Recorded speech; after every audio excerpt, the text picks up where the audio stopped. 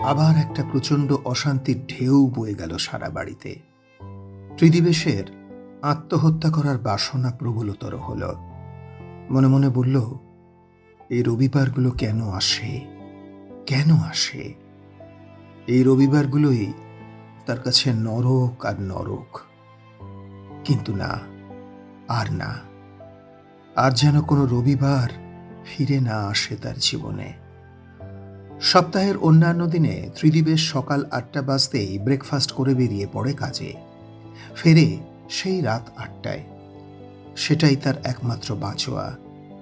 অনেকদিন যাবতই সে এই নিয়ম করে নিয়েছে। স্ত্রী সুবর্ণ তার ফেরবার সময় হলেই সেজে গুজে দরজায় এসে দাঁড়ায়। স্বামীর গাড়িটি আসার অপেক্ষায় তাকিয়ে থাকে উৎসুক চোখে। মস্ত আস্ত একতলা বাংলো বাড়ি। সামনেই ঢালু রাস্তার ওপর থেকে সিঁড়ি উঠে গেছে বুক সমান প্লিন্থ উঁচু বাংলোর করিডরে। দুপাশে প্রশস্ত জায়গা জুড়ে বাগান। ঋতু ভরে নানান রঙের ফুল ফুটে থাকে সেখানে। সর্বদা দুটো মালি কাজ করে।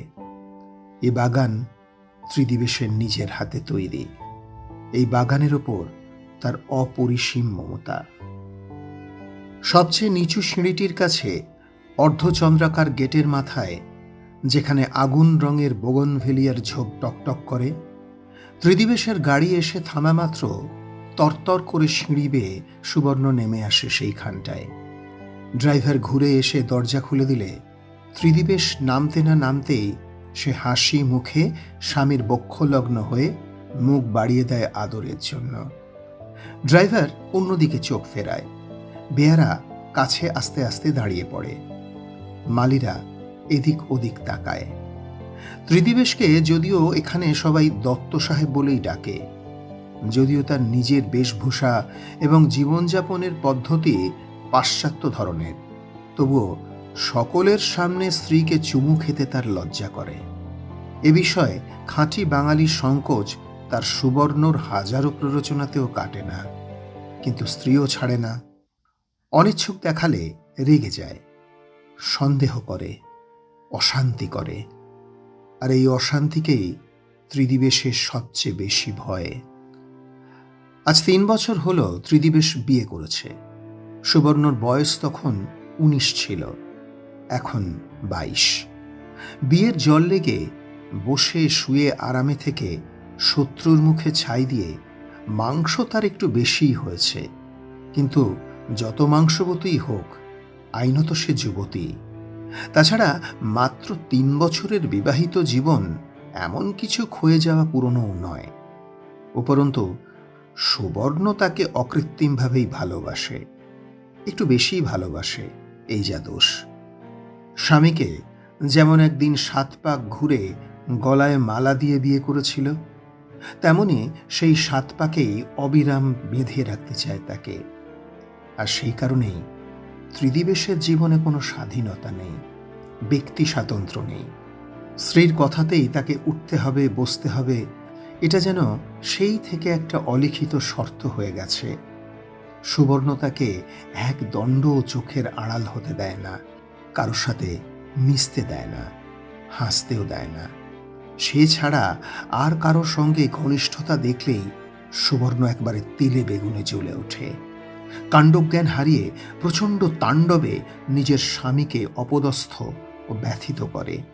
শুধু যে সময়টুকু ত্রিদিবেশ অফিসে থাকে, সেই সময়টুকুই তার একটা আলাদা সত্তা। তাছাড়া অবিরাম স্ত্রীর দাসানুদাস। স্ত্রী যা বলে শুনতে হয়, যা বলে ত্রিদিবেশকে সেটাই করতে হয়। ব্লাউজের ভেতর হাত ঢুকিয়ে পিঠ চুলকে দিতে হয়। আবার কখনো কখনো বুনতে বুনতে উলের বলটা গড়িয়ে গেলে তুলে আনতে হয়। আবার কোনো সময় সুবর্ণর গায়ের আঁচলটা পড়ে গেলে ঠিক করে দিতে হয়। জামার বোতামটা খুলে গেলে আটকে দিতে হয়। মাঝে মাঝে সোহাগ ভরে সুবর্ণ যখন ত্রিদিবেশের বুকের ওপর মাথা এলিয়ে দেয়, নির্ভুলভাবে প্রেম করতে হয় তখন। এইসব টুকটাক আদরের কাজ।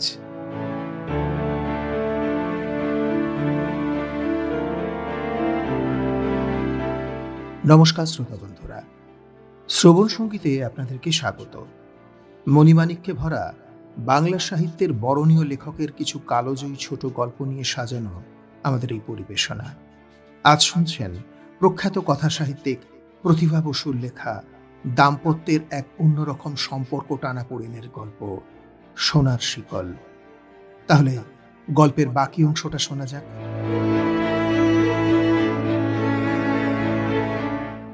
ওগো, শুনছো? আহ, কিছু বলছো? আর একটু কাছে এসো না গো। যথেষ্ট কাছে বসে থাকা সত্ত্বেও আরো কাছে যেতে হয় ত্রিদিবেশকে। ওগো, শুনছো? কিছু বলছো?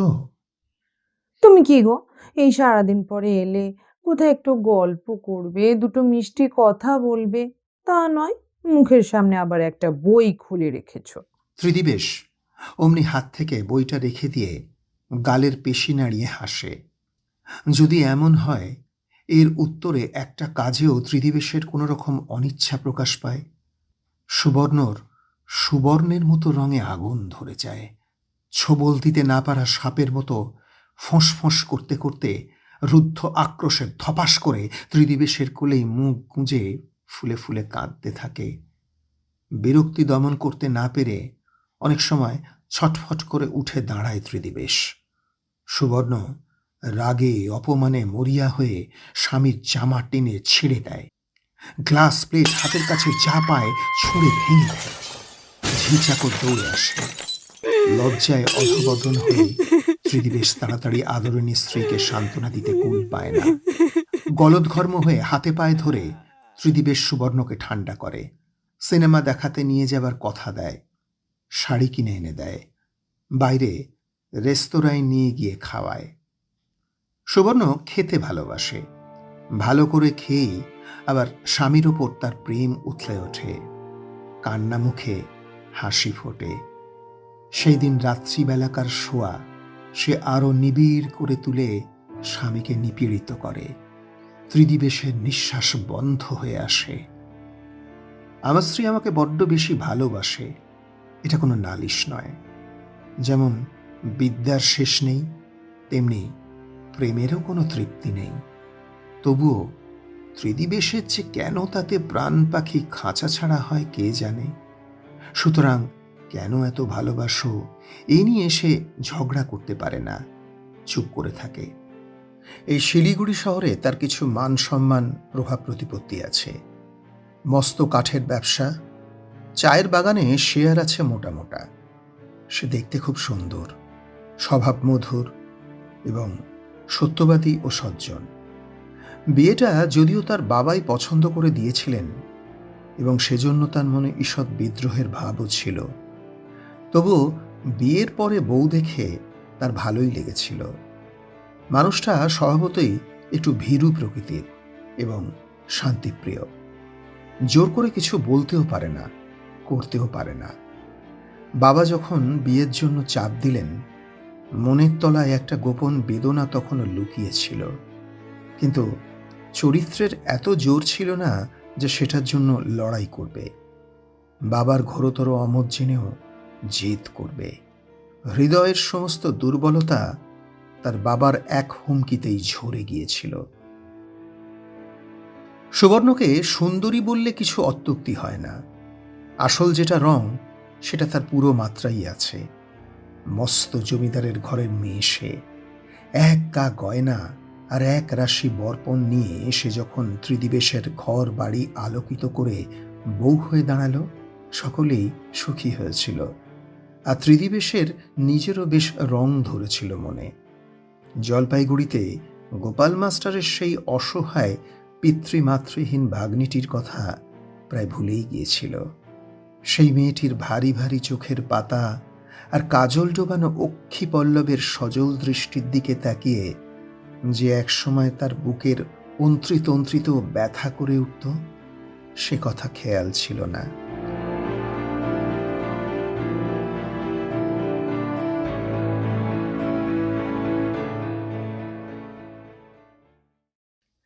তার বাবা প্রমথেশ দত্ত জলপাইগুড়ির ডাকসাইটে উকিল ছিলেন।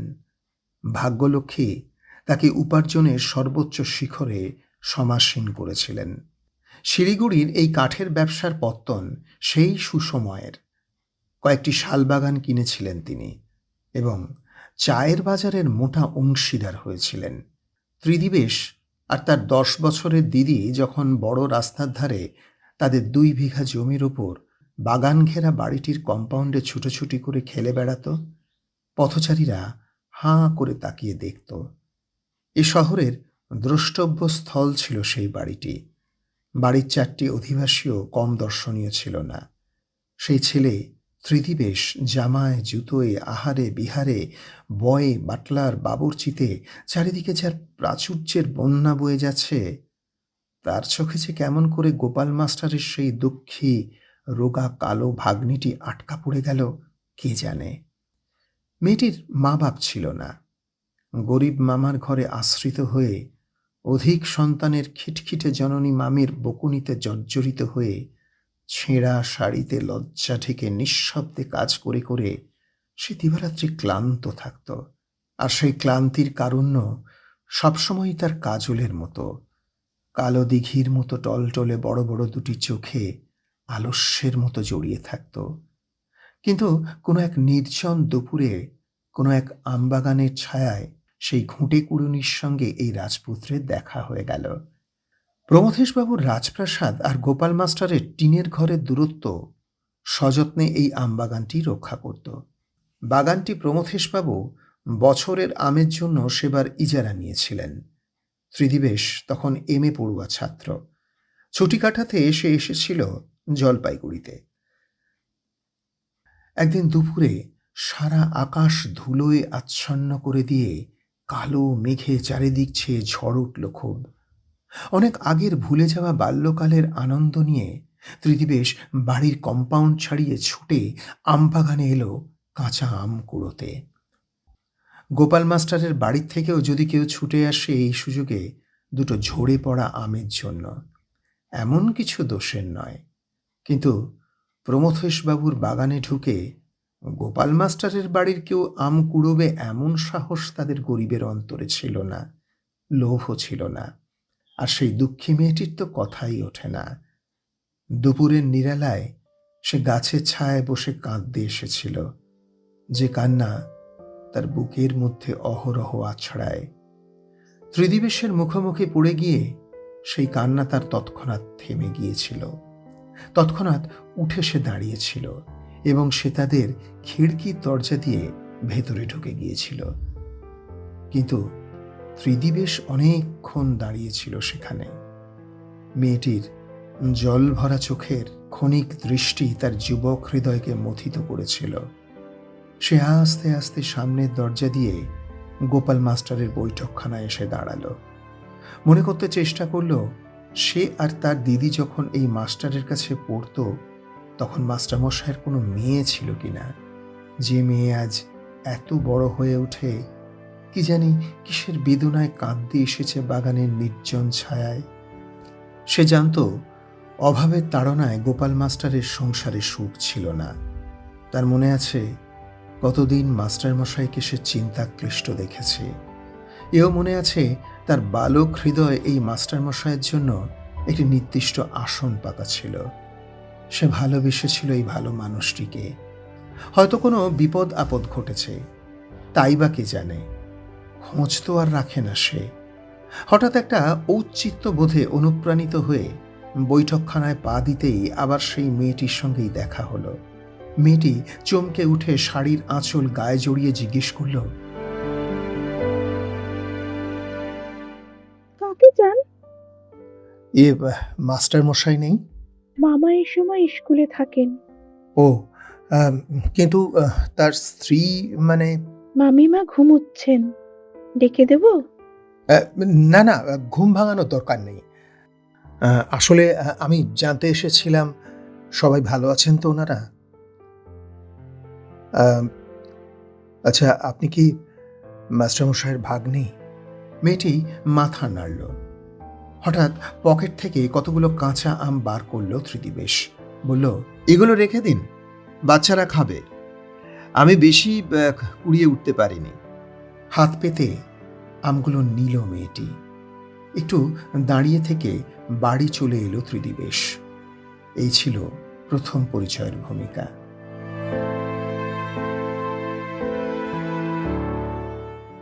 কিন্তু এই পরিচয়কে ত্রিদিবেশী নানা ছলছুতোয় গাঢ় করে তুলেছিল। মাস্টারমশাইয়ের প্রতি হঠাৎ তার ভক্তি উথলে উঠেছিল। গুরুপত্নীটিকেও কম তোয়াজ করেনি। বিনিময়ে শুধু তাদের ভাগ্নিটিকে একবার চোখের দেখা, কাছ থেকে দেখা, নিঃশব্দ ভাষায় হৃদয়ের সব কথা উজাড় করে দেওয়া। একটু ফাঁক ছিল না তার মধ্যে।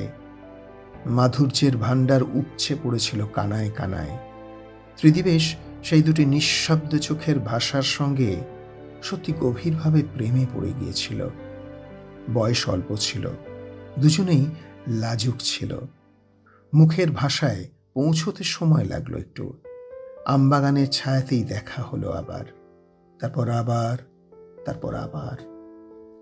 বাগানের ঝরা পাতা বাতাসে উড়িয়ে দিতে দিতে একদিন ত্রিদিবেশ অন্যদিকে তাকিয়ে বলল, আমি রোজ দুপুরে এখানে এসে অপেক্ষা করব। যদি কারো কখনো মনে পড়ে সে কথা, সে যেন আসে। সেই দুঃখী মেয়েটি চুপ করেছিল, জবাব দেয়নি। কিন্তু সে এসেছিল পরের দিন। শুধু পরের দিনই নয়, সেই অপেক্ষমান মানুষটির কথা একদিনের জন্যও সে আর ভোলেনি। কিন্তু ছুটি ফুরিয়ে এলো। যাবার দিন রাক্ষসের মতো ধাঁ ধাঁ করে এগিয়ে এলো। চাপা চাপা গলায় মেয়েটি বলল, আবার কবে দেখা হবে? শিগগিরই। তারপর হঠাৎ সেই প্রথম স্পর্শ করল তার প্রণয়নীকে। নিজের হাতের মুঠোয় তার নরম হাত দুটো ভরে নিয়ে বলল, অতসী, আমি তোমাকে ভালোবাসি, আর এই ভালোবাসার সম্মানও আমি তোমাকে দেব। আমি বিয়ে করব তোমাকে।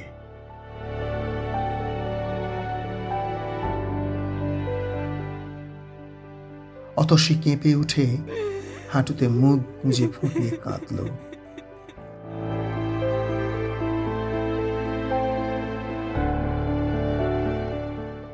এরপরে কলকাতায় এসে মন তার সত্যি অত্যন্ত অশান্ত হয়েছিল। এই প্রথম বিরহে সে অত্যন্ত কাতর হয়েছিল। তারপর থাকতে না পেরে বোকার মতো 7 পাতা জোড়া একটা চিঠি লিখে ডাকে দিয়েছিল। হৃদয়কে প্রবোধ দেবার এছাড়া আর কোনো উপায় সে খুঁজে বার করে উঠতে পারেনি। তারপর হঠাৎ একদিন দেখা গেল মা বাবা বিনা নোটিশেই হঠাৎ কলকাতা থেকে এসে হাজির। কলকাতার বাড়িতে ঠাকুর চাকরের হেফাজতে একাই রাজত্ব করত ত্রিদিবেশ।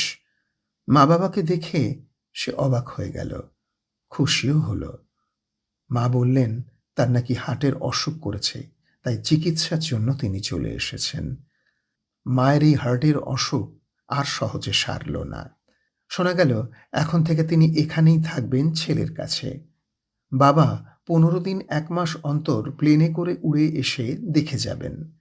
যাওয়ার আগে পুরো 1 মাস তিনি থাকলেন। পুরো 2 মাস প্লেনে যাতায়াত করলেন। 4 মাসের মাথায় খবর পাওয়া গেল সেই গোপাল মাস্টারের ভাগ্নিটির বিয়ে হয়ে গিয়েছে। চিরদিনেরই ভালো ছাত্র ত্রিদিবেশ। সেই বৎসর পরীক্ষায় ত্রিদিবেশ অত্যন্ত খারাপ ফল করল। জগৎ পারাবারে চাইবার মতো আর কিছুই রইল না তার। ঢেউয়ের মতো হতাশার পর হতাশার অন্ধকার গ্রাস করল তাকে। অতসীকে বিশ্বাসঘাতক ভাবতে তার বুক ভেঙে গেল। পুরো 1 বছর পরে পালমাস্টারের স্ত্রীর সঙ্গে হঠাৎ একদিন দেখা হয়ে গেল কালীঘাটের কাছে। তিনি বিধবা হয়েছেন। বিধবা হয়েছেন দেখে একেবারে ছুটে এসে হাত ছড়িয়ে ধরল ত্রিদিবেশ। ত্রিদিবেশ ব্যথিত হয়ে বলল, মাস্টার মশাই নেই? না বাবা, সকল জ্বালা জুড়িয়েছে তার।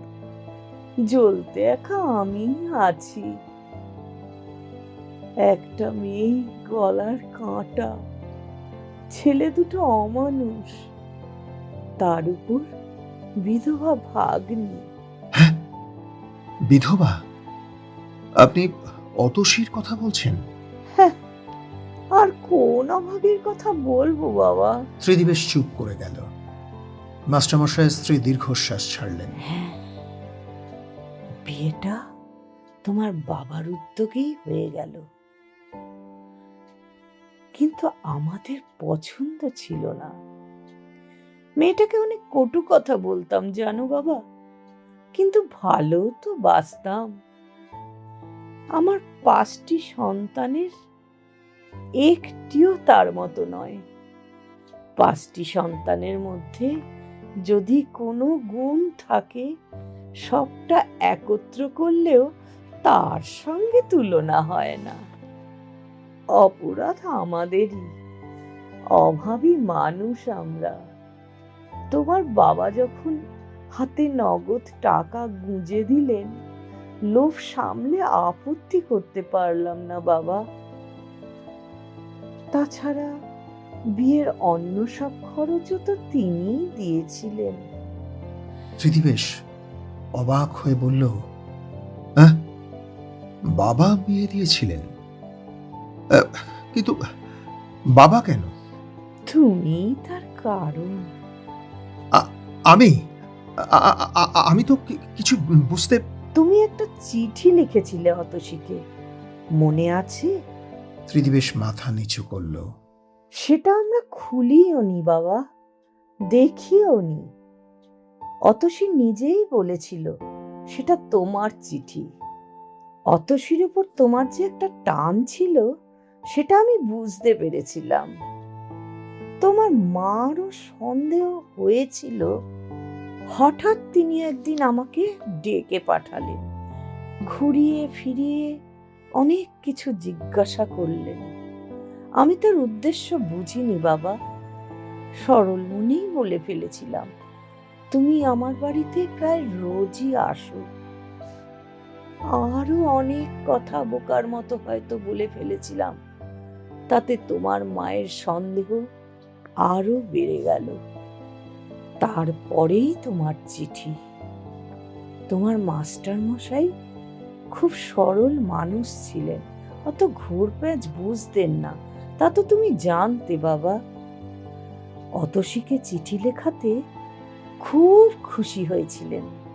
ছাত্র যে তার প্রতি কতটা শ্রদ্ধাবান এবং তার ভাগ্নিকে স্নেহ করে যে তাকেই মান্যতা দিয়েছে, এটা প্রমাণ করতে চেষ্টা করতেন। তলিয়ে দেখতেনই না যে এই চিঠি লেখার মধ্যে এই অল্প বয়সী ছেলে মেয়েদের মনে আর কি কথা থাকতে পারে। তোমার বাবাকে গিয়ে সুখবরটি দিয়েও এসেছিলেন। একদিন হঠাৎ তোমার মা অতসীকে ডেকে নিয়ে গেলেন বিকেলবেলা। হয়তো এমন অনেক কথা বলেছিলেন যা তার পক্ষে সহনীয় ছিল না। সে কাঁদতে কাঁদতে বাড়ি ফিরে এলো। তারপরেই তারা কলকাতা চলে গেলেন। যখন তোমার বাবা এই সম্বন্ধের প্রস্তাব পাঠালেন, তার মুখের উপর না করবার সাহস হলো না আমাদের। আমরা প্রমাদ গুনলাম। এর মধ্যে আমার বড় ছেলে টাইফয়েড হলো। বিনা চিকিৎসায় মারা যেতে বসলো সে। গলার কাটা ভাগ্নিকে তখন টাকা দিয়ে বিদায় করলাম। হ্যাঁ, করতেই হতো, কেননা তোমার বাবার কোপে পড়ে বাঁচবার মতো শক্তি আমাদের ছিল না। তার ছেলেকে নিষ্কণ্টক করে তিনি চলে গেলেন। আমার ভাগ্নিকে বৃদ্ধ বিপত্নিক হাঁপানি রোগীর সঙ্গে বিয়ে দিয়ে ছেলে ভুলবার মস্ত এক প্রতিশোধ নিলেন বোধহয়। 9 মাসের মাথায় সে বিধবা হলো। তা হোক, তার সধবা থাকারই বা কি যুক্তি ছিল? কিন্তু তোমার মাস্টার মশাই বিবেক দংশনে জর্জরিত হলেন। শেষ পর্যন্ত তিনি টিভিতে মারাই গেলেন। অনেক আগেই শুরু হয়েছিল, আমরা বুঝিনি বাবা। যখন বুঝলাম তখন সব শেষ হয়ে এসেছে। যেন কোনো গল্পের একটা পৃষ্ঠা পড়ছিল ত্রিদিবেশ। এমনিভাবে হতবাক হয়ে তাকিয়েছিল মাস্টারমশাইয়ের স্ত্রীর দিকে। তারপর বলেছিল, এই পাপের আমি কি প্রায়শ্চিত্ত করতে পারি? মাস্টারমশাইয়ের স্ত্রী বলেছিলেন, হ্যাঁ, কোনো একদিন মাথা তুলে দাঁড়িয়ে এর প্রতিশোধ নিও একদিন প্রতিশোধ। কিন্তু এসব কথা ত্রিদিবেশ কোনোদিন জিজ্ঞেস করেনি তার বাবাকে, করতে প্রবৃত্তিও হয়নি। তাছাড়া বাবার উপর তার যতই অশ্রদ্ধা হোক, বৃতৃষ্ণা হোক, মুখোমুখি দাঁড়াবার সাহস হয়নি কখনো। শুধু হঠাৎ একদিন কোনো এক ফার্মে একটি চাকরি জোগাড় করে এসে মাকে বলেছিল, মা, আমি বাবার কাঠের ব্যবসায় কাজ করতে পারবো না, আমি চাকরি করব।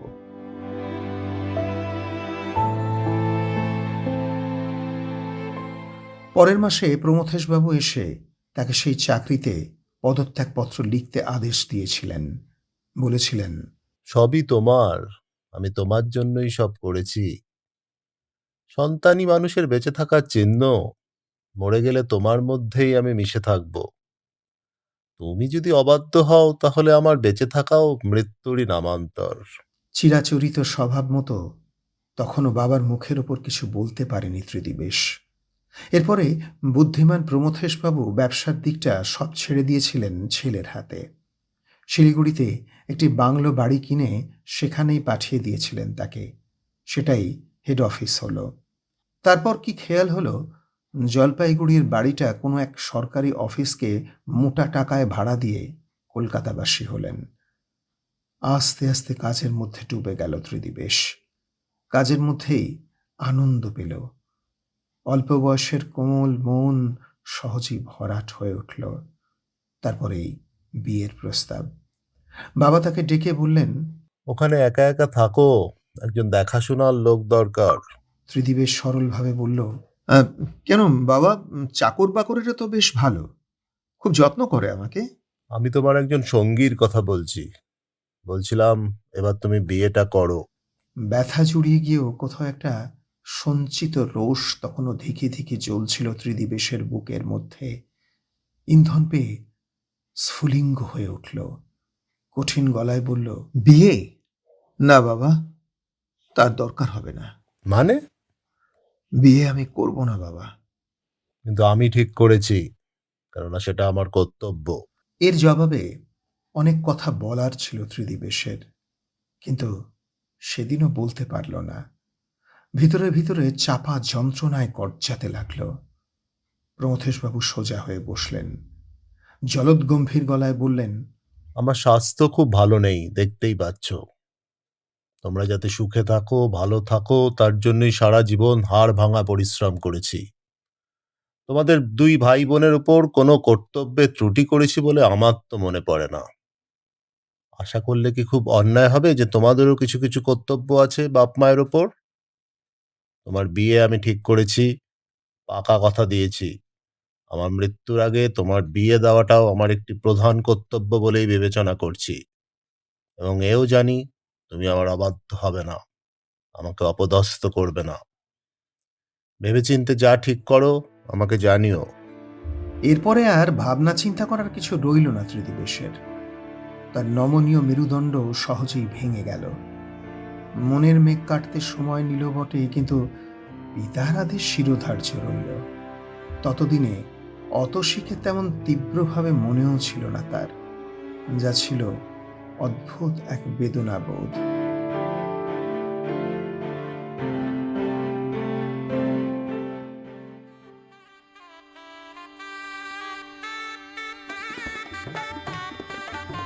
ত্রিদিবেশের বিয়ে হয়ে গেল সুবর্ণর সাথে। বিমর্ষ হয়ে থাকতে গিয়েও যৌবনের মোহে মুগ্ধ হল ত্রিদিবেশ।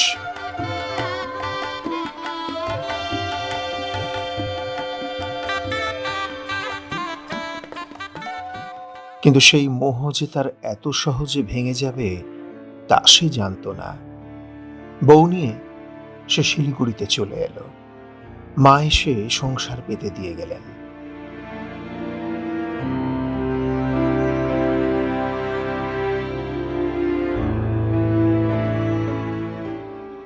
কিছুদিনের মধ্যেই মনে হলো সুবর্ণ বড্ড বেশি গা ঘেঁষা।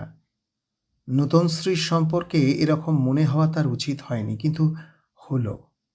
শিলিগুড়ির বন্ধুপত্নীরা তাদের উপলক্ষ করে একটা বনভোজনের আয়োজন করলো একদিন। সেদিনই বেশি ধাক্কা খেল সে। সুবর্ণ সর্বদাই নিজেকে এগিয়ে রাখে তার কাছে। কোনো লুকোচুরি নেই, চাইবার অবকাশও নেই। হাঁসফাঁস করছে শরীরটা নিয়ে, কিন্তু তাই বলে লোকের সামনে তো কতগুলো শালীনতা রক্ষার দায়ও আছে মানুষের। চেনা জায়গা, দার্জিলিংয়ের পথে কোনো এক ঝর্ণার ধারে চলে এলো দলবল শুদ্ধ।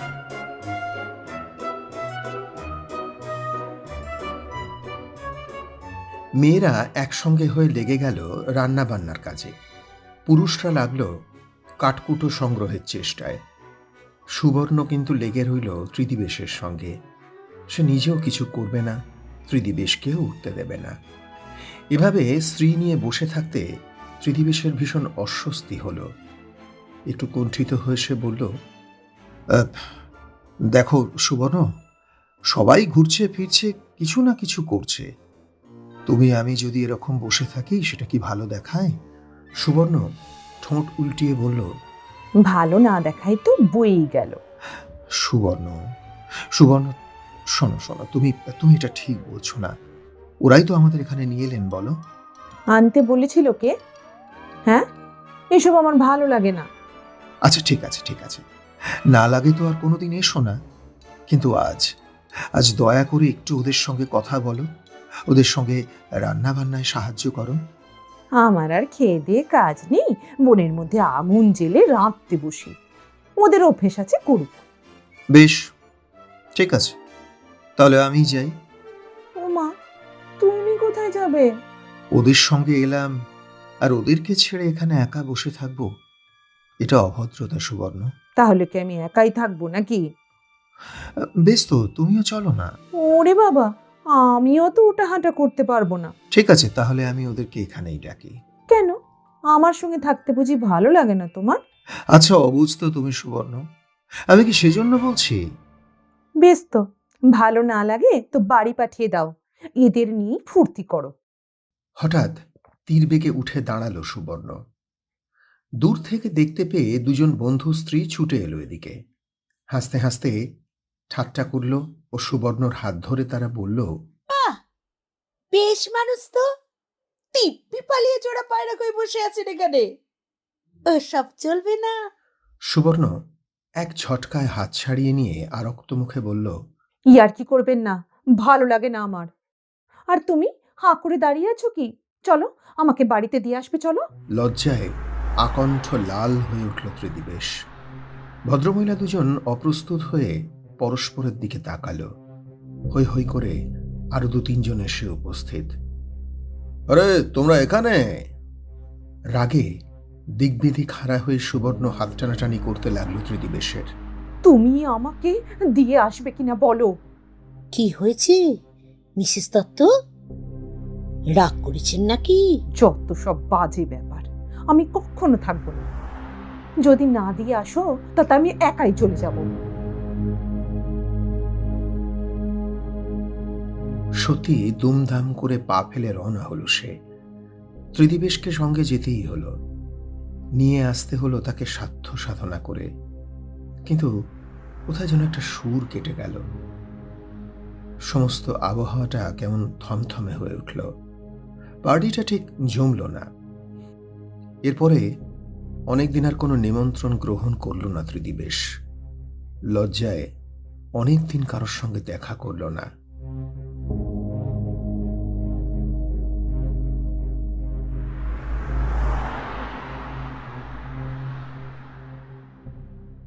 কিন্তু মফস্বল শহরে কলকাতার মতো আমোদ প্রমোদের বিচিত্র উপকরণ নেই। নিজেদের মধ্যেই আমন্ত্রণ নিমন্ত্রণ, club, party, picnic, motor trip এসব করে করে বৈচিত্র্যের খোরাক জোগাতে হয়। ত্রিদিবেশ চিরদিনই একটু বন্ধু বৎসল এবং নিত্য নতুন উদ্ভবের পাণ্ডা। তার জন্যই শিলিগুড়ি শহরে সুন্দর একটি দল গড়ে উঠেছিল, একটা সুন্দর পরিবেশ তৈরি হয়েছিল। হইচই আমোদ আহ্লাদে তার জুড়ি ছিল না কেউ। কিন্তু সেই মানুষের পক্ষে এরকম একমাত্র স্ত্রীর আঁচলের তলায় অন্তরীণ হয়ে থাকাটা একটা কঠিন ব্যাপার হলো। কিন্তু উপায় ছিল না কোনো। সে বুঝেছিল জীবনের এই অধ্যায়টাকে বিবাহের যৌতুক স্বরূপ সুবর্ণের পায়ে বিসর্জন দিতে হবে। সুবর্ণ অবিশ্রান্ত তার সঙ্গে ছায়ার মতো লেগে থাকে। তাকে নিয়ে বেরুনো যেমন বিপদ, ছেড়ে যাওয়াটাও ততোধিক। 5 জনের মধ্যে স্বামী নিয়ে এই সব বন্ধুত্বতা মেলামেশায় তার ঘোরতর আপত্তি।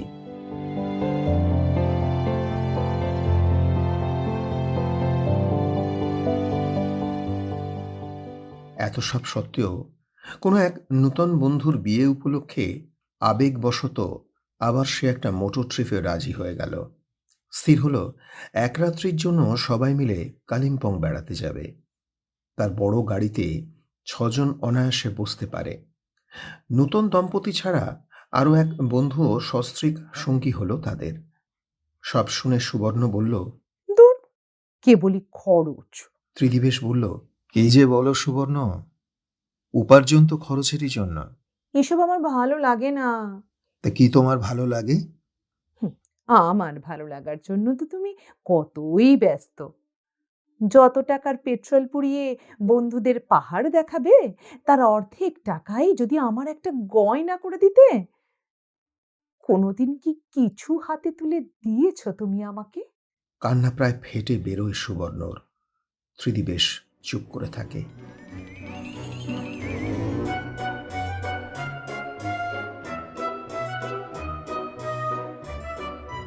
অবশেষে নির্দিষ্ট দিনে নির্দিষ্ট সময়ে বন্ধুরা এসে জমা হলো তার বাড়িতে। বড় বড় টিফিন ক্যারিয়ার ভর্তি খাবার চলল সঙ্গে। ত্রিদিবেশ তাড়া দিল সুবর্ণকে।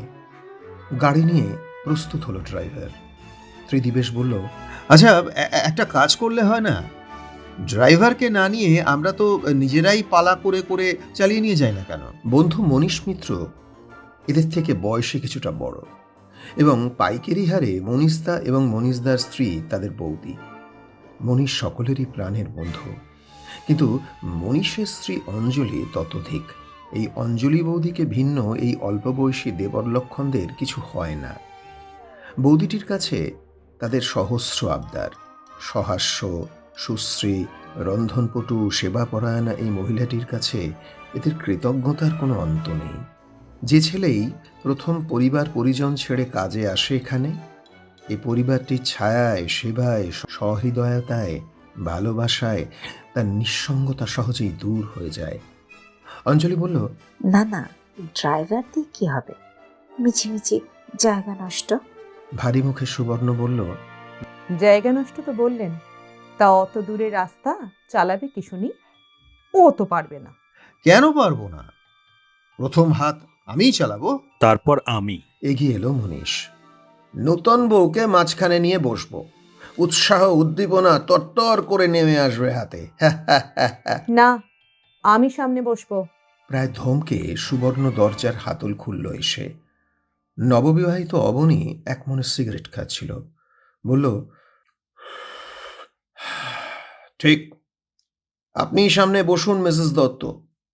ড্রাইভারের আসনটি সে দখল করল। ত্রিদিবেশকে সত্যি চালাতে দেওয়া হবে না, ভয়ঙ্কর র্যাশ চালায়। এসো মনীষদা, তুমি আর আমি পালা করে চালাবো। আপনি উঠুন মিসেস দত্ত, আপনি মাঝখানে বসবেন। মনীষ বলল, ত্রিদিবেশের ভাগ্যটাই দেখছি আজ সবচেয়ে ভালো, একেবারে দুজন পরস্ত্রী দুপাশে নিয়ে। কি সব জঘন্য বাজে রসিকতা! সুবর্ণ আবার ধমক দিয়ে এপাশে সরে এলো। আমি পেছনেই বসবো। দাঁড়িয়ে রয়েছো কেন হাদার মতো? উঠে পড়ো না। ত্রিদিবেশকে ঠেলে দিল গাড়ির মধ্যে। তারপর সুবর্ণ নিজে বসল পাশে।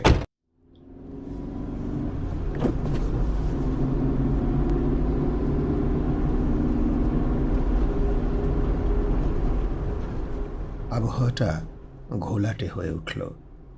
এক মুহূর্ত থমকে দাঁড়ালো সবাই। তারপর অঞ্জলি এদিকে এসে নূতন বউ মঞ্জুকে পাঠিয়ে দিল সামনে। সে নিজে উঠে বসল সুবর্ণর পাশে। দাঁতে দাঁত আটকে চুপ করে রইল ত্রিদিবেশ। সুবর্ণ তার গায়ে ঠেস দিয়ে বসল। গাড়ি চলতে লাগলো মসৃণ গতিতে।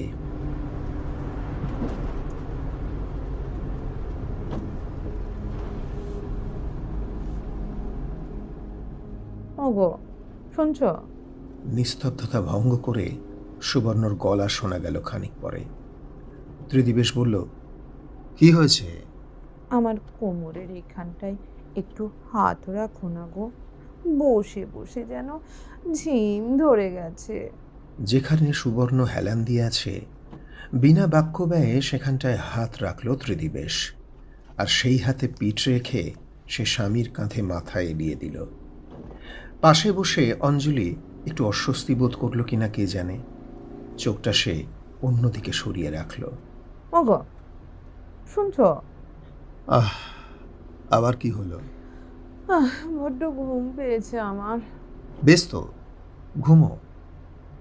চকলেটের পাতাগুলো করলে কি? বাবা, সেই কোন সকালে তাড়াহুড়ো করে দুটো মুখে দিয়েছি কি দিইনি, খিদেই পেট চোঁচো করছে। ঘুম আসবে কি ছাই? ত্রিদিবেশ চুপ করে রইল। আপনার খিদে পায়নি মিসেস মিত্র? না না, আপনি খান। অঞ্জলি ব্যস্ত হয়ে নিচু হলো, ঝুড়ি থেকে ডালমুট বার করে বলল, হাতের কাছে এছাড়া তো আর কিছু দেখছি না। বাবা, এই আমার ঢের। দেখলেন তো কিরকম মানুষ নিয়ে ঘর করতে হয়। এবার ত্রিদিবেশের বুকের ওপর প্রায় অর্ধেক শরীর এলিয়ে দিয়ে সুবর্ণ ডালমুট খেতে লাগলো মুটমুট করে। মঞ্জু একবার চকিতে পিছন ফিরে তাকালো।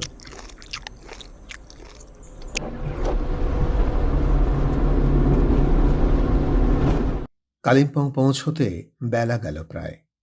তার মধ্যে যা দেখার দেখা হলো, আর যা কেনবার কেনা হলো। তারপর রাত্রি যাপনের জন্য একটি হোটেলের পাশাপাশি ছোট্ট দুটি ঘরে ঠাঁই পেল তারা। সিজন টাইম, শহরের ট্যুরিস্ট ভর্তি, এর বেশি জোগাড় করা সম্ভব হলো না। ঠিক হলো, মেয়েরা 3 জন এক ঘরে শোবে, ছেলেরা 3 জন অন্য ঘরে শোবে। সমস্ত কিছু শুনে মুখ ভার করে সুবর্ণ বলল, এরকম অসুবিধে হবে জানলে আমি আসতাম না।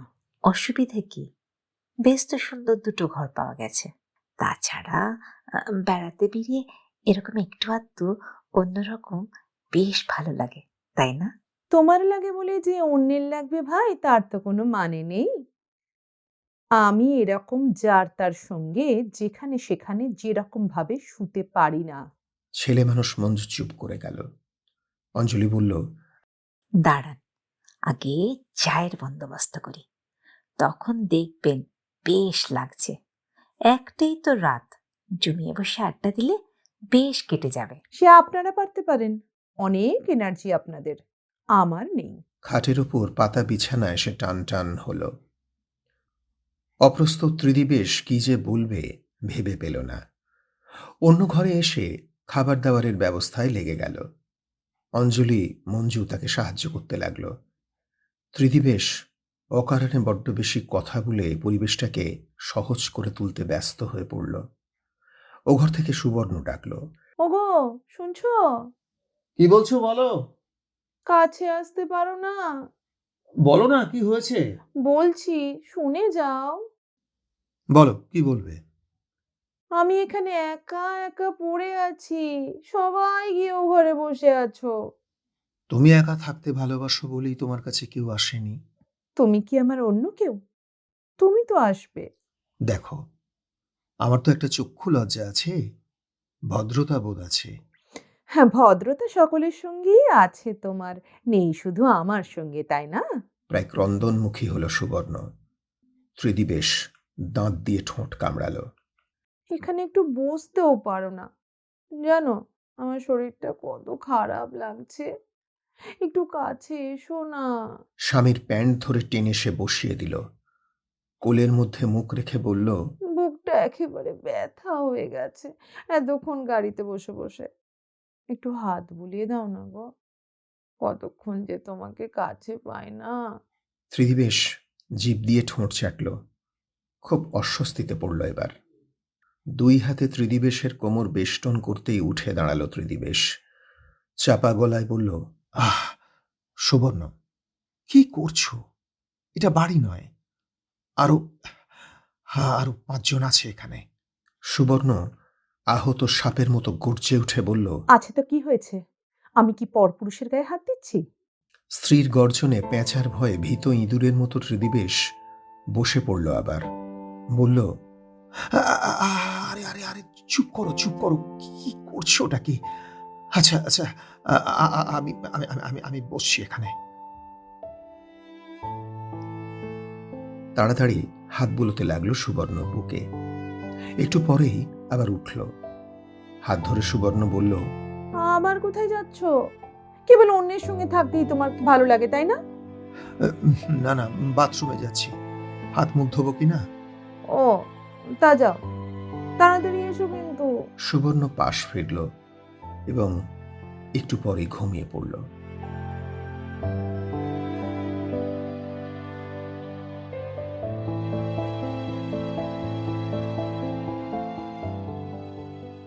স্টোভ ধরিয়ে পিকনিক বাস্কেট থেকে কাপ ডিশ বার করে পট ভর্তি চা করলো অঞ্জলি। কেক, বিস্কুট, স্যান্ডউইচ সাজালো। অবনী বলল, মিসেস দত্তকে ডাকো এবার। মনীষ বলল, না হয় ওকে দিয়ে এসো ওখানে, ক্লান্ত হয়েছেন। ত্রস্ত হয়ে ত্রিদিবেশ বলল, না না না, ঘুমিয়ে পড়েছে, ডাকবার দরকার নেই কোনো, ডাকলেই মাথা ধরবে। চায়ের আসরটুকু বেশ জমল ওদের। হাসিতে গল্পে সারাদিনের ঘোরাফেরার ক্লান্তি গুমট কেটে গিয়ে নির্মল আনন্দে ভরে উঠল মন। কিন্তু চায় বাদ দিলেও খাবার সময় তো আর বাদ দেওয়া যায় না। অঞ্জলি ডেকে নিয়ে এলো। ফোলা ফোলা চোখে ঘুম জড়িয়ে তৈরি খাওয়া খেতে বসল সুবর্ণ। চিবিয়ে চিবিয়ে মাংসের হাড় খেল, ছিঁড়ে ছিঁড়ে মস্ত মোটা খান্দশেক আটার রুটি খেল, চাটনি খেল, গোটা পাঁচেক মিষ্টি খেল। সবশেষে দুটো আপেল খেয়ে খাওয়া শেষ করতে তার একটু দেরিই হলো। অঞ্জলির কিছু ভুল নেই, ভাজা মশলার কৌটোটি পর্যন্ত সঙ্গে নিয়ে এসেছে। সুবর্ণ যতক্ষণ হাত ধুয়ে মুখে মশলা দিল, অন্য সবাই ততক্ষণে যার যার বিছানায় হাত পা ছড়ালো। সুবর্ণ এসে শুয়ে পড়ল ত্রিদিবেশের পাশে। ত্রিদিবেশ তাড়াতাড়ি উঠে বসল। বলল, আবার এখানে কেন? বৌদিদের কাছে যাও। সুবর্ণ কায়েমি হয়ে বলল, ও ঘরে আর যাচ্ছি না বাপু। কেন? ও ঘরে কি হলো? ভালো লাগে না, বন্ধ বন্ধ। মনীষ আর অবনী রাজনীতির তর্ক তুলেছিল। নিজেদের গলার শব্দে নিজেরাই ডুবেছিল বলে ত্রিদিবেশের দাম্পত্য আলাপ কানে যাচ্ছিল না বোধহয়। যথাসম্ভব গলার স্বর নিচু করে ত্রিদিবেশ বলল, সুবর্ণ সুবর্ণ, এতক্ষণ তো দিব্যি সেখানে ঘুমোলে। তাছাড়া বৌদি আর মঞ্জু যদি শুতে পারে, তুমি কেন পারবে না? কেন? আমি এখানে শুলে কি তোমার গায়ে ফোসকা পড়ে নাকি? আমি তোমার কাছেই শোব। সুবর্ণ সুবর্ণ, আমি তোমার পায়ে পড়ছি, দয়া করে তুমি এবার ঘরে যাও প্লিজ। আমি ওরকম অন্যের সঙ্গে ঘুমোতে পারি না। লক্ষ্মীটি সুবর্ণ, আজকের মতো একটা কথা শোনো আমার, একটা কথা। তোমার সঙ্গে না শুলে আমার ঘুম আসবে না। আচ্ছা আচ্ছা আচ্ছা, কিন্তু এই ঘরে যে আরো দুজন ভদ্রলোক শোবে, তোমার তো একটা লজ্জা আছে তাদের সামনে। লজ্জার কি? আমি তো আর আজ গায়ের কাপড় খুলে শোবো না। সুবর্ণ প্লিজ। হঠাৎ ফিরে তাকালো অবনী। একটা কাজ করা যাক ত্রিদীপ, উনি যখন এখানে শুতে চান, বেশ তো, আমি আর মনীষদা বিছানাটা নিয়ে বরং ও ঘরে চলে যাই, অসুবিধাটা কি? চারজনে মিলে বেশ আড্ডা দেওয়া যাবে। লাফ দিয়ে উঠে দাঁড়ালো ত্রিদিবেশ। বিছানা নিতে হবে না, বৌদিরা এ ঘরে চলে আসুন, আমরা তিনজন ও ঘরে শোবো।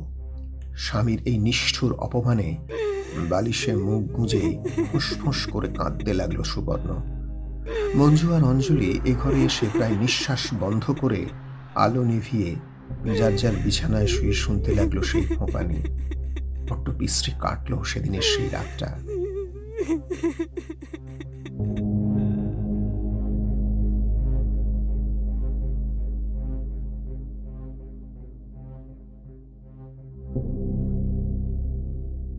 এই করে করে মাত্র ৩ বছরেই নূতন বিয়ের সমস্ত মোহ দেখতে দেখতে কেটে গেল ত্রিদিবেশের। সুবর্ণর প্রেম তার কাছে বিভীষিকা হয়ে উঠল। আলিঙ্গন, চুম্বন, ভালোবাসার আদুরে ভাষা সবকিছুতেই ভয় ঢুকল তার। বাড়ি থাকার মেয়াদ কমিয়ে অফিসের ছুতোয় লুকিয়ে লুকিয়ে বন্ধু সঙ্গ করতে লাগলো। কিন্তু এই ফাঁকিও তার বেশি দিন চলল না। অপ্রত্যাশিতভাবে একজনের বাড়ি বেড়াতে গিয়ে স্বামীকে হাতে নাতে ধরে ফেলল সুবর্ণ। আর তাই নিয়ে যে কেলেঙ্কারিটা হলো তার কোনো তুলনা রইল না শিলিগুড়ি শহরে। শেষে এমনটা হলো যে স্ত্রীর ভালোবাসার অত্যাচারে তার গলায় দড়ি দিতে ইচ্ছে করে, উকিল বাড়ি গিয়ে বিবাহ বিচ্ছেদের মামলা আনতে ইচ্ছে করে, এমন আরো অনেক কিছু করতে ইচ্ছে করে যেটা আইনের চোখে সাংঘাতিক অপরাধ। কিন্তু কিছুই করল না সে। সারাক্ষণ কণ্ঠলগ্ন স্ত্রীর ইচ্ছের পুতুল হয়েই কাটাতে লাগলো দিনের পর দিন। স্ত্রীও বাধ্য স্বামীকে আদর ঢালতে কসুর করল না। বাগানে গেলে বাগানে, ঘরে বসলে ঘরে, রাস্তার পাশে দরজায় গিয়ে দাঁড়ালে দরজায়, বিছানায় একটু শুতে ইচ্ছে করলে বিছানায়, কোনোখানে এই আদর থেকে নিস্তার নেই। তবু সপ্তাহের অন্যান্য দিনে দিনের বেলাটা বাইরে কাটত বলে কিছুটা শান্তি ছিল। রবিবারের দুপুরগুলোই যেন বড্ড অসহ্য হয়ে উঠত। খাওয়া দাওয়া সেরে চাকর বাকর বিশ্রামে গেলেই স্ত্রীর শয্যাসঙ্গী হবার ভয়ে বুকটা তার ধকধক করত। জানলা দরজা বন্ধ করে বুকের তলায় এসে স্ত্রী যখন আদর চাইত, শরীরটাকে যন্ত্রের মতো ব্যবহার করতে করতেও হঠাৎ হাতের পেশি তার শক্ত হয়ে উঠত। কিন্তু তবু সে অবাধ্য হতে সাহস পেত না। উপায় বা কি ছিল? বিবাহিতা স্ত্রীকে ইচ্ছা করলেই তো কিছু ঠেলে ফেলে দেওয়া যায় না। কর্তব্যের দায় আছে, শোভনতার দায় আছে, সমাজের দায় আছে একজন স্বামীর। আর সত্যি বলতে সুবর্ণকে সে কি দোষে দোষী করবে? স্বামীকে সে চোখে হারায়, স্বামীকে সে অতিরিক্ত ভালোবাসে। স্বামীর কাছে না শুলে তার ঘুম আসে না। স্বামীর সঙ্গে তার সমস্ত দিন রাত প্রেম করতে ইচ্ছে করে। এগুলো কোনো দোষের নয়, বরং গুণের তালিকার মধ্যেই পড়ে। ত্রিদিবেশ যদি সহ্য করতে না পারে তাহলে সেটা তারই বিকৃতি। মনকে এসব বলেই বোঝাতো ত্রিদিবেশ। নিজেকে সে সহনশীল হতে বলতো। সুবর্ণর খেয়ালের পুতুল হয়ে অশান্তির হাত থেকে নিস্তার পেতে চাইত। তাছাড়া মানুষের জীবনে অভ্যাস নামক একটা বস্তুর প্রভাব বড় কম নয়। ত্রিদিবেশ ক্রমেই তার দাস হয়ে উঠছিল। ঝিমিয়ে যাচ্ছিল সে আস্তে আস্তে। সারাদিন কাজে অফিসে বসে থাকা আর শ্রান্তির শেষে বাড়ি ফিরে স্ত্রীর মন জোগানো, এটা প্রায় মিশে এসেছিল জীবনে। অভিযোগ কমে এসেছিল, সমর্পিত হবার শক্তি বেড়ে উঠেছিল। মনের দাপানিকে পোষ মানিয়েছিল কুকুরের মতো। কিন্তু হঠাৎ এই রবিবারের সকালে মনের কোনো অতল অন্ধকার থেকে হৃদয় চিরে একটা আলোর বিচ্ছুরণ বিদ্যুতের মতো বয়ে গেল। বাড়িতে ইঁদুরের উৎপাত হয়েছিল খুব। দেখা গেল বক্সরুমের অনেক কিছুর ওপরেই তাদের কৃপা দৃষ্টি বর্ষিত হয়েছে। নিষ্ঠুরভাবে কেটে কুটে তছনছ করে দিয়েছে সব। ত্রিদিবেশের আদরের বালক ভৃত্য শায়লার বরাবরই সাহেবের একটি সুটকেসের ওপর নজর ছিল। সেটাকে ইঁদুর কেটে নষ্ট করেছে দেখে খুব আনন্দ হলো তার। সে বুঝল এবার এটা তার ভাগ্যেই ঝুলছে। কুতকুতে চোখ হাসিতে ডুবিয়ে তৎক্ষণাৎ সে সাহেবের কাছে গিয়ে সুসংবাদটি পরিবেশন করে। নিজের আর্জিটিও পেশ করল সঙ্গে সঙ্গে। আরে, ইঁদুরটা তোর খুব সুবিধে করে দিল না রে? हाँ साहब, তা সুটকেসটাই না হয় নিবি, কিন্তু ওই ভেতরের জিনিসগুলো? वो भी बिल्कुल काट दिया। আসলে কিছু বই ছিল, আর পুরনো টুকিটাকি সব এখন কাগজের কুচিতে পরিণত হয়েছে। পকেট থেকে একটা ছোট শাঁখের আংটি বার করলো সায়লা। और এটা भी ছিল। সে জানত এটার জন্য আর সাহেবের কোনো অনুমতি নেবার দরকার পড়বে না। দেখেই পকেটে রাখতে যাচ্ছিল সে। ত্রিদিবেশ হাত বাড়িয়ে ছোঁ মেরে কেড়ে নিল আংটিটা। এটা এটা তুই নিচ্ছিস কেন? একটা সামান্য শাঁখের আংটির জন্য স্বামীর উত্তেজনা দেখে হেসে গড়িয়ে গেল সুবর্ণ। বাবা, তোমার রকম দেখে তো আমি চমকে গিয়েছি। হ্যাঁ গো, ওটার দাম কত গো? অনেক অনেক দাম, তাই নাকি? দেখি তো। হাসতে হাসতেই হাত বাড়িয়েছিল সুবর্ণ। ত্রিদিবেশ উঠে দাঁড়িয়ে প্রায় গুপ্তধনের মতোই চেপে ধরল। ওসব তুমি বুঝবে না সুবর্ণ, ওসব তুমি বুঝবে না। হঠাৎ অপ্রত্যাশিতভাবে এক ঝামটায় ত্রিদিবেশের হাত থেকে আংটিটা ছিটকে নিল সুবর্ণ। লাল মুখে বলল, বুঝি কি বুঝি না, দেখলে তো? আংটিটা ভেঙে দুটুকরো হয়ে পড়ে রইল মেঝেতে। সুবর্ণ 2 পায়ে মারিয়ে ছুঁড়ে দিল জানলা দিয়ে। কতক্ষণ স্তব্ধ হয়ে তাকিয়ে থেকে নিঃশব্দে বসে পড়ল ত্রিদিবেশ। আসন্ন ঝড়ের আভাসে শায়লা পালিয়ে গেল সেখান থেকে। বড় বড় নিঃশ্বাস নিয়ে সুবর্ণ বলল, এখন বলো, ওটা কার? কার ওটা? ত্রিদিবেশ চুপ করে রইল। বলো, কেমন করে ওটা এখানে এলো, আর কেনই বা এর ওপর তোমার এত দরদ? বলতেই হবে তোমাকে।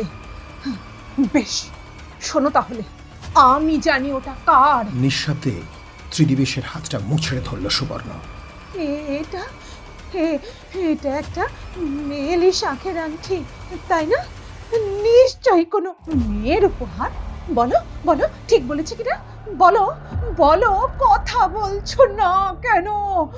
দাঁতে দাঁত ঘষে রুদ্ধ রোষে ফুলতে ফুলতে এবার সে ঝাঁপিয়ে পড়ল তার বুকে।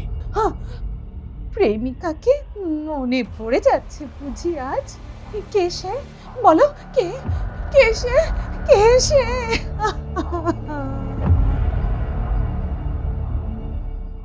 সত্যি যে আংটির কত মূল্য তা সুবর্ণ কেমন করে জানবে, কেমন করে বুঝবে সে কথা? বেলা বাড়ল, কিন্তু ঝগড়াঝাটি কান্নাকাটির বিরাম হলো না। সুবর্ণ বাড়ি ঘর তুলপাড় করে তুলল, দেয়ালে মাথা ঠুকল, আলু থালু হয়ে দৌড়ে বেরিয়ে গেল দুবার। শাসাতে লাগলো জন্মের মতো বাপের বাড়ি চলে যাবে বলে। অসচ্চরিত্র স্বামী থাকার চেয়ে বিধবা হয়ে থাকাও নাকি ঢের ভালো, সে বিষয়ে তার একটুও সন্দেহ রইল না। চাকর বাকর সব বসে রইল না খেয়ে। সাহেব মেমদের আদর সোহাগের আতিশয্য দেখে অনেকবারের মতো আরও একবার নিজেদের মধ্যে গা টেপাটেপি করল। শেষ পর্যন্ত সকলের কাছে মান রাখতেই হাতে পায়ে ধরে কোনো রকমে স্ত্রীকে শান্ত করল ত্রিদিবেশ। বুকে ঢলে পড়ে স্ত্রীর হিঁচকি তোলা মুখে গ্রাস পাকিয়ে ভাত খাইয়ে দিতে হলো। রবিবারের দরজা বন্ধ ঘরে পাশে শুয়ে জড়িয়ে ধরে আদর করতে হলো।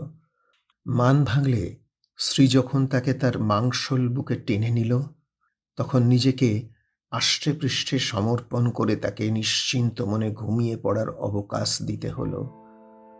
তারপর সে উঠল। রাত্রি নয়, খাঁ খাঁ দুপুরে সারা সপ্তাহের একটিমাত্র ছুটির দিনে ডাবল স্প্রিংয়ের জোড়া খাটে ডানলোপিলোর গদির আরাম ছেড়ে স্ত্রীর বাহুবন্ধনে পিষ্ট শরীরটাকে সন্তর্পণে ছাড়িয়ে নিয়ে আস্তে আস্তে খাট থেকে নামল ত্রিদিবেশ। খাটের বাজুর উপর ছেড়ে রাখা শার্টটা হাতে নিয়ে পা টিপে টিপে সদর দরজার কাছে এলো। পকেটের ভেতর থেকে আমার মৃত্যুর জন্য কেউ দায়ী নয় এই লেখা কাগজ ভরা খামটা বার করে নিজের নাম লেখা দেয়ালে লটকানো ডাকবক্সে ফেলে দিল। তারপর সিঁড়ি বেয়ে সোজা রাস্তায়। গাড়ি আছে তার, কিন্তু সেটা বার করতে সাহস হলো না। হনহন করে হাঁটতে হাঁটতে একটা ট্যাক্সি পেয়ে উঠে বসে নিশ্চিন্ত হলো। কিন্তু কোথায় যাবে, কত দূরে, কিভাবে মৃত্যুর সঙ্গে তার তাড়াতাড়ি দেখা হবে? আচ্ছা, আচমকা পড়ে যাবার ভান করে রেলের তলায় মাথা দিলে কেমন হয়? সেটাই তো বেশ সহজ আর নিরাপদ মনে হচ্ছে এই মুহূর্তে। ভালো, খুব ভালো, খুব শান্তি। ট্যাক্সি নিয়ে সোজা সে স্টেশনেই এলো। ভাড়া মিটিয়ে প্ল্যাটফর্মে এসে দাঁড়াতেই কিন্তু হকচকিয়ে গেল। মনের আবেগে উদ্ভ্রান্ত হয়ে স্থান কালের নির্বাচন যে তার ভুল হয়েছে তৎক্ষণাৎ বুঝতে পেরে বিমর্ষ হয়ে গেল। সে যে উদ্দেশ্যে এখানে এসেছে, এই দুপুরের জনারণ্যে সে ইচ্ছায় পূরণ করাটা একটা আকাশকুসুম কল্পনা মাত্র। এর জন্য নির্জন গভীর রাতের অন্ধকারই বোধহয় সবচেয়ে উপযোগী। কিন্তু ততক্ষণ পর্যন্ত অপেক্ষা করবে এমন ধৈর্য তার ছিল না। অপেক্ষা করতে করতে মনের গতির কাঁটা কোন দিকে হেলত তারই বা স্থির কি? এসবের জন্যই অপেক্ষা মারাত্মক।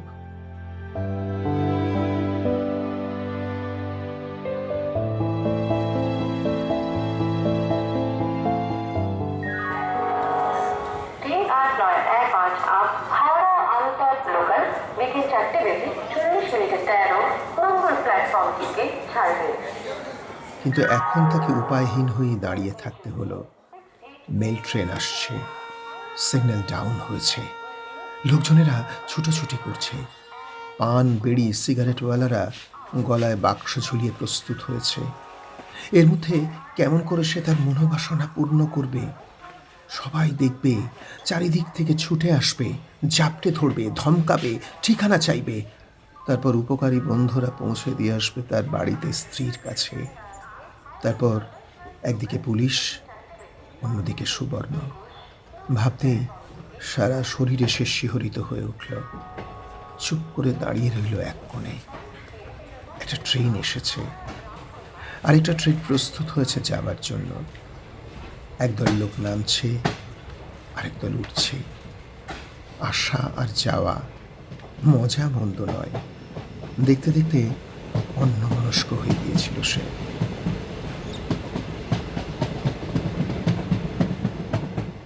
কি মশাই, কোথায় চললেন?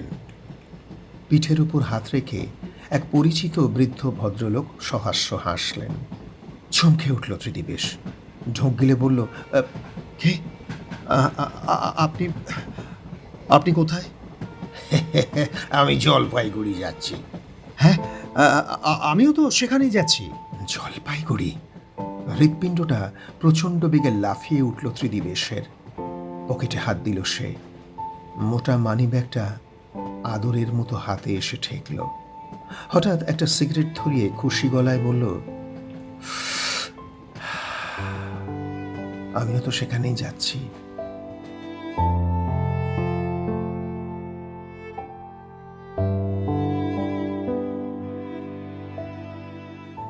গোপাল মাস্টারের বাড়ির দরজায় এসে যখন টোকা দিল, পুরনো আমলকি গাছটায় বাড়ি ফেরা পাখির কলরব শুরু হয়েছে। দরজা খুলে দিয়ে অপ্রত্যাশিত অতিথিকে দেখে দুপা পিছিয়ে গিয়েছিল অতসী। হাসি মুখে এগিয়ে এসে ত্রিদিবেশ বলল, ভুলে গেছ?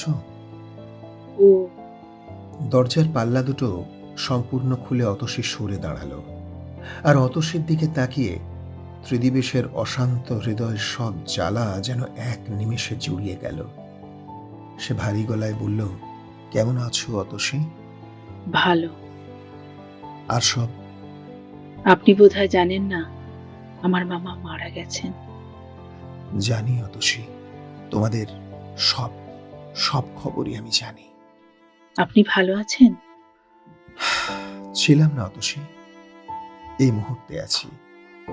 আস্তে আস্তে কেবলই ভয় হচ্ছিল যদি তোমার সঙ্গে দেখা না হয়। এমনিতে তো ঈশ্বরে মন নেই, সেই বেলা খুব স্মরণ করছি। অতসীর চোখের পাতা কাঁপল। একটু পরে সে বলল, কিন্তু বাড়িতে তো কেউ নেই। কোথায়? বোনেরা শ্বশুর বাড়ি, ভাইরা কাজ থেকে ফেরে অনেক রাত্রে, আর মামিমা কাছেই তার বড় মেয়ের বাড়ি বেড়াতে গেছেন। ফিরবেন নিশ্চয়ই?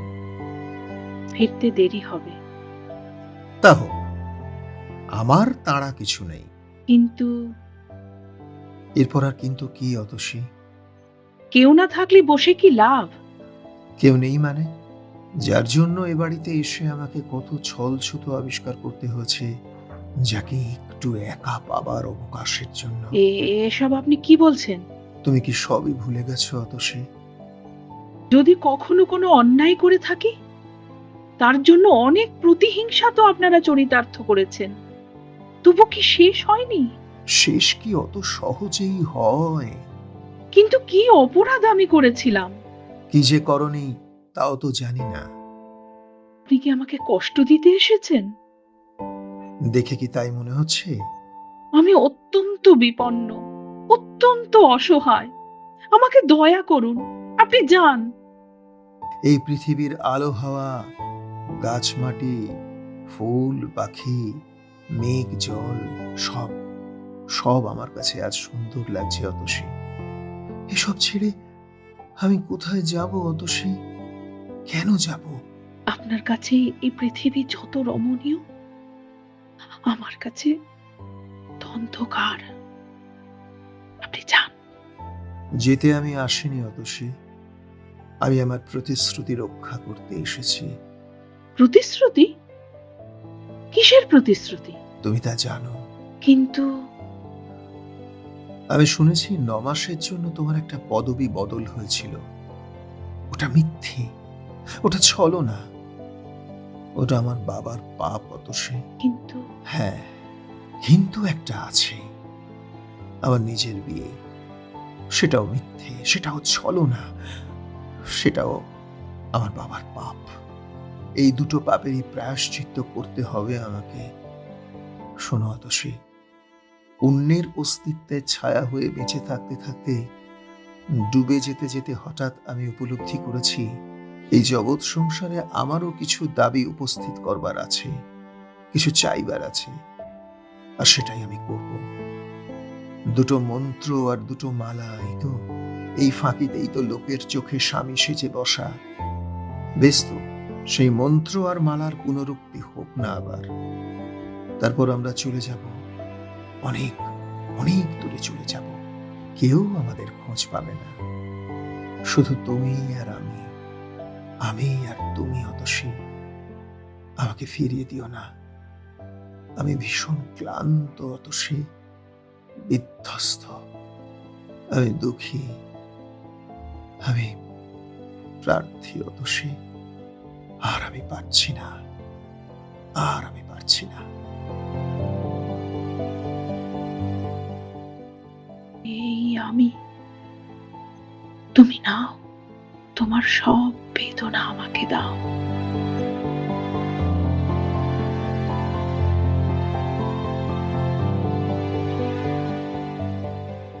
ওগো, শুনছো? স্ত্রীর হাতের প্রচণ্ড ধাক্কায় ঘুম ভেঙে এক গা ঘেমে উঠে বসল ত্রিদিবেশ। উদ্ভ্রান্ত দৃষ্টিতে চারিদিক তাকালো। হ্যাঁ, ইস, কি ঘুম তোমার!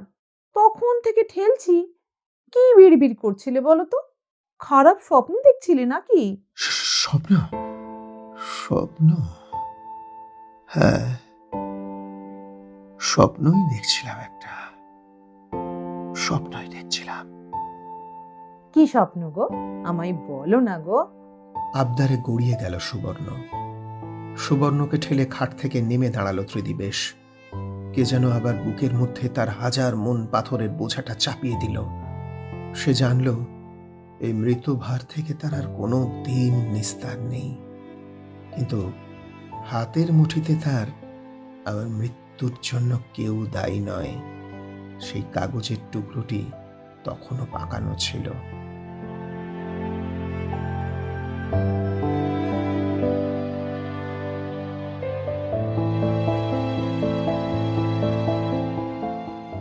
শুনছিলেন সাহিত্যিক প্রতিভা বসুর লেখা গল্প সোনার শিকল।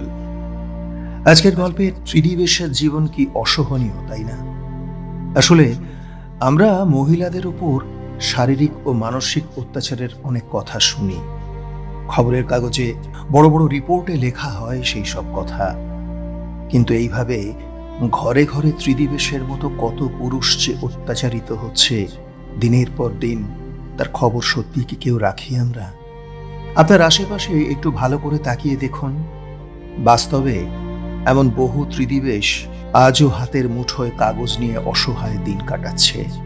গল্পটা শোনার পরে কি সত্যিই মনে হচ্ছে না যে ত্রিদিবেশের স্বপ্নটা সত্যি হলেই বোধহয় ভালো হতো? কিন্তু তখন লেখিকা প্রতিভা বসু হয়তো স্বপ্নটা সত্যি করতে পারেননি সমাজের ভয়ে। কেমন লাগলো ভালোবাসার এই চরম নির্যাতনের গল্প? লিখে দিন কমেন্ট বক্সে আপনার মতামত, শেয়ার করে দিন আপনার প্রিয়জনদের সাথে। আজকের গল্পে কণ্ঠ দিয়ে প্রাণ প্রতিষ্ঠা করলেন শিবব্রত, ইন্দ্রাণী, লেখা, অনুসুয়া, দীপ্তেন্দু, মলি, অর্পিতা ও প্রবীর। সাহিত্যপ্রেমী বন্ধুরা হয়তো অনেকেই জানেন যে বই পড়া নিয়ে সাহিত্যিক প্রতিভা বসু খুব বাস্তব একটা উক্তি করেছিলেন। বই হলো মানুষের জীবনের সব থেকে বড় আত্মীয়, যার সাথে কোনোদিন ঝগড়া হয় না, মনোমালিন্য হয় না। আমরা নিশ্চিত গল্প শোনার পাশাপাশি শ্রবণ সঙ্গীত শ্রোতাদেরও বই পড়াটা তাদের জীবনের একটা অঙ্গ হয়ে গিয়েছে। আজ তাহলে বিদায়। খুব তাড়াতাড়ি ফিরছি এরকমই আরও একটি আকর্ষণীয় গল্পের সাথে। সবাই ভালো থাকবেন। নমস্কার।